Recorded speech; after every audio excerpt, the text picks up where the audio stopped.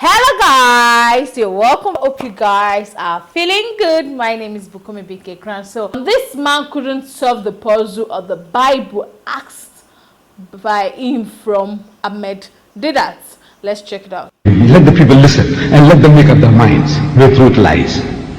So it's the time factor. So I'm asking, when was he crucified? Good Friday. Good Friday. It's the Friday. What makes Good Friday good? He said, because Christ died for our sins. When?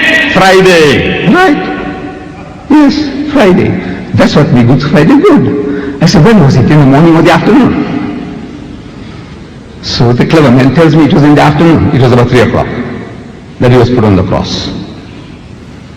And no man is expected to die within 3 hours on the cross. It was supposed to be a slow, excruciating death. That was the purpose, not for killing a man. The Phoenicians had tried, spearing the man, he died too soon. Drowning the man, he died too soon. Boiling water, boiling oil, died too soon.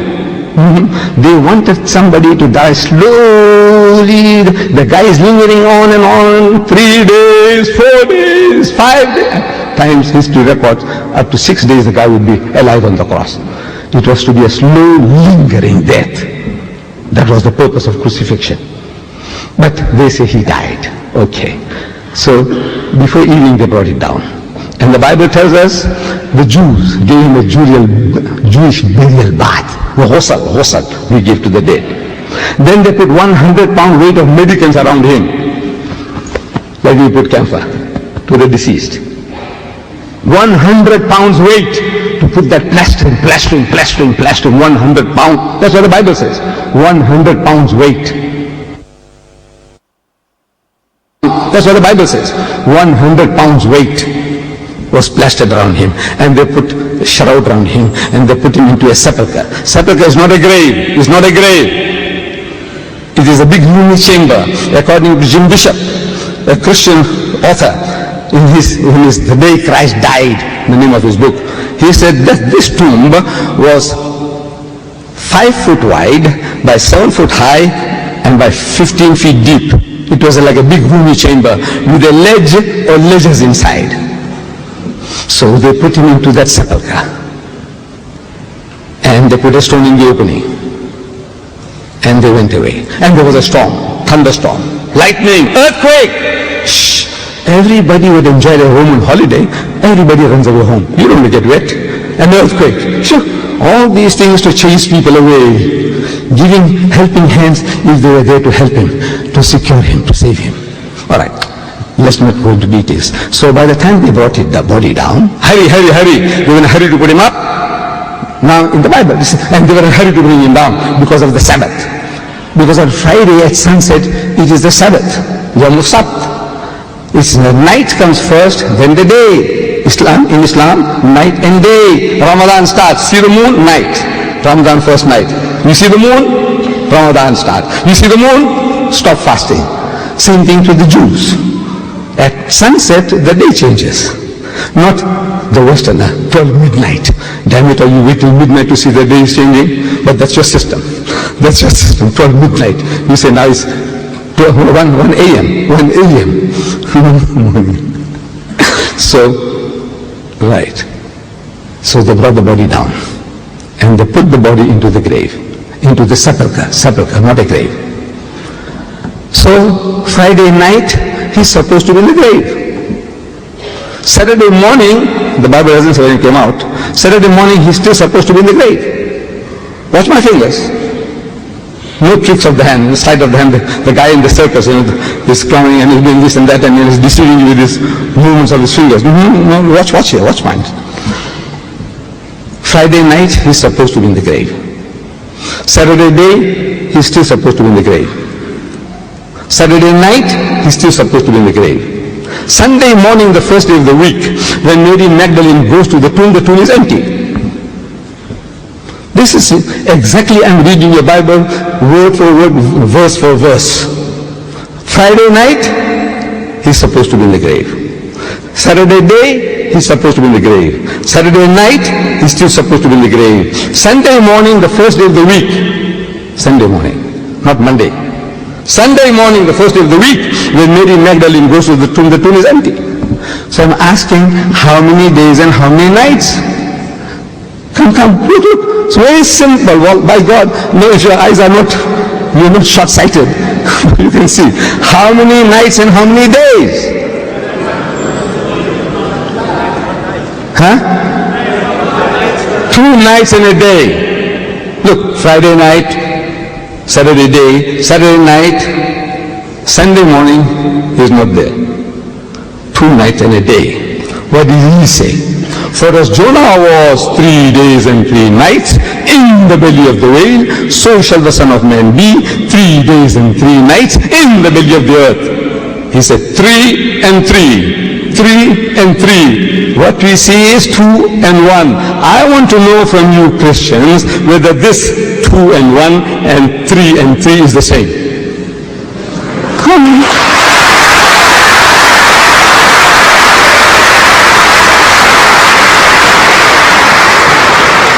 Do you know even an Einstein can't help you? No Einstein can help you in this. Look at this simple exercise. 2 nights and a day. He said 3 and 3. 3 and 3. He repeats it 4 times. And he's only giving you 2 and 1. Again he'll let you down. There's something wrong. That's what the Muslims have to tell you. There's something wrong with your reading of this. I'm not saying that your Bible is false. This is wrong. No. I don't say that. I said, you English people, man, you English speaking people, you gave me your Bible in the King James Version, and I like that English. I liked it. And now I read that Bible you gave me, and I see that is exactly opposite of what you're telling me. Believe me, exactly opposite of what you are trying to tell me. I read it, and that's how I understand. So I'm asking you, is this like Jonah or unlike Jonah? Is this 3 and 3? Is this the same as this? I'm asking you. I'm trying to be clever, funny. No, that's what I said. This is what you are telling me. I read this. This is what I find here. You explain that to me now. You explain that to me. As a Sunday morning, first day of the week, Mary Magdalene goes to the tomb. So I'm asking, why did she go there? The Bible says to anoint him. The Hebrew word anoint is masaha. We do also masah. Every Muslim, we make wudu, ablution. And in the ablution, what we do? We wet our hands and what do we call that? Masah. Masah means to rub. In Hebrew, masah means to rub, to anoint. So I said, why did this woman go there? It says to anoint him, to rub him. I am asking, do Jews massage dead bodies after 3 days? Do they? You Christians, do you massage your dead bodies after 3 days? No. We are the closest to the Jew, the Muslims, in our ceremonial law. Do we Muslims massage dead bodies after 3 days? Do we? No. Then why would a woman go along to find a dead, rotting body after 3 days? Within 3 hours, this rigor mortis sets in. The hardening of the cells. The decomposition starts taking place. In 3 days' time, the thing is rotting inside, fermenting inside. Such a rotting body, you go and massage it, falls to pieces. It will fall to pieces. So what does she want to do? Unless she's looking for a live person. She must be looking for a live person, because she was about the only woman besides Joseph of Arimathea and Nicodemus who had seen the final rites given to Jesus. She was about the only woman. So she knew that she had seen signs of life. If at all, if the crucifixion took place, as they say, that she had seen signs of life. That after 3 days she is returning to give him treatment. She's worried about the stone. That now what am I going to do with the stone? And when she reaches the tomb, pleasantly surprised, she finds the stone was removed. It was already removed. So she looks inside the cave, and she finds empty. So she starts to cry. It's an anti-climax to what she had expected. Jesus was watching her from wherever he was. Not from heaven, from this earth. You see, this tomb was a privately owned property belonging to Joseph of Arimathea, a very rich, influential Jewish disciple of Jesus, who could afford to carve out of this big roomy chamber a sepulchre for himself. Around this sepulchre he had his vegetable garden and his country home, where he went for his holidays, for the weekends with his family. It's not out in the blue that he was planting wheat and corn for other people's sheep and goats to graze upon. He must have his gardeners, quarters, people to look after his garden. This is all the scene. And Jesus is there. He sees this woman. He knows who she is. So he comes up to her from behind. And he finds her weeping. So he said, woman, why weepest thou? Whom seekest thou? Doesn't he know? Doesn't he know? Of course he knows. Then why does he ask such a silly question? No, it's not a silly question. Actually, he's pulling her leg, metaphorically. Not physically, metaphorically.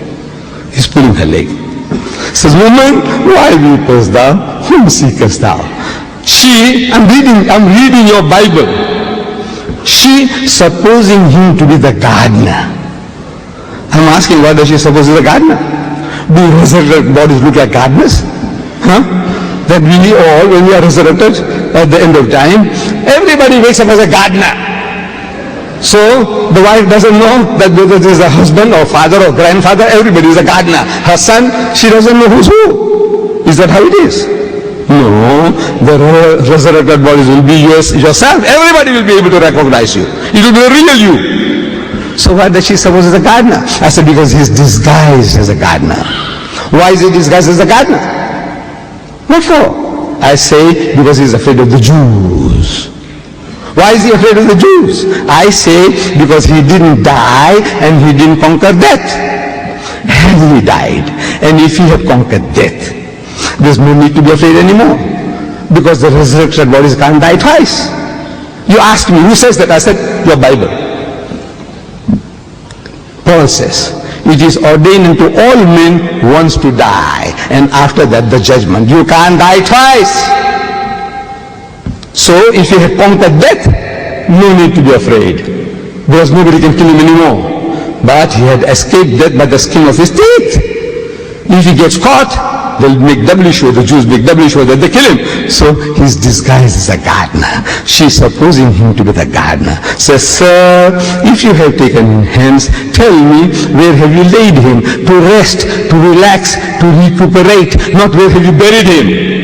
So that I might take him away. I alone, one frail Jewess, carrying away a dead rotten corpse of at least 160 pounds, not like me, I'm 200. Not like me. Jesus, sorry, muscular young man, 160 at least, with 100 pounds weight of medical make him 260. Can you imagine this Jewess carrying his rotting corpse like an American superwoman? You know, she could do. I said, take him and carry him and take him where? Bury him as a hood like the grave. To bury, carrying is one thing, 260 pounds. Maybe this superwoman, she can do it. But to bury him, she had to dump him in a hole. Does it make sense? She was going to dump him in a hole. Does that make sense? No. She's talking about that I alone might take him away for treatment, to look after him. Come on. My dear brothers and sisters, look, each and everything, every verse I'm telling you now, I give you 30 different reasons from the Bible that Jesus didn't die. He was alive. 30 different reasons from the Bible. I have written a book called Crucifixion or Crucifixion. I don't know whether it's available in this country, but you write to me, you should get it. Or in my volume 2 of the choice, you should get it. I can see the enthusiasm among my Christian brethren. I would rather give them the chance to ask questions. And there are 2 mics available. There's one on this end and on this other end. I want people to queue up, and then we will ask one at a time, one to the right, one to the left. One to the right, one to the left. But give our Christian brothers a preference, that's all. We Muslims also have a right to ask questions, but give our Christian brethren a preference to ask questions first. Mr. Chair, thank you. Alright, so Amedita just explained everything we need to know about the crucifixion of Jesus, and he gave us his own proof on why Jesus never died. Because if he made mention of the fact that they said after 3 days of his crucifixion, Jesus rose up. But he said it's not exactly 3 days, that is 2 days and half. So he's just trying to give us reason why he believed Jesus never died on the cross, because he believed he was just sent to heaven like that. So he gave his numerous reasons, and he said he has given Christians more than 30 reasons why Jesus never died. And this is like a similar video I've reacted to about crucifixion, and based on their belief, and I think it's justified, because in Quran the crucifixion is never mentioned in the Quran. So according to Islam, Jesus never died. There was nothing like crucifixion. And that was a beautiful one. Thank you so much for watching, guys. I'll see you in the next one. Bye.